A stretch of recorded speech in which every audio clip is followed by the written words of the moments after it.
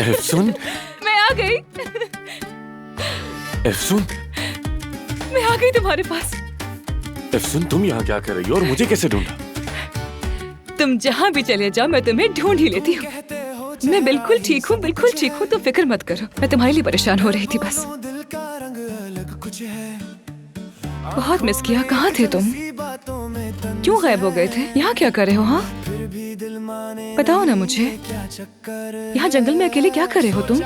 अंधेरा होने से पहले वापस चली जाओ। एक मिनट, एक मिनट। क्या मतलब हुआ इस बात का? तुम मुझे क्यों भेज रहे हो यहाँ से? क्यों तनहा रहना चाहते हो? बताओ।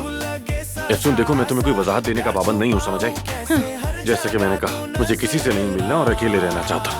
आमिर, या मेरे अल्लाह। अच्छा सा रुक कर मेरी बात तो सुन लो। आमिर,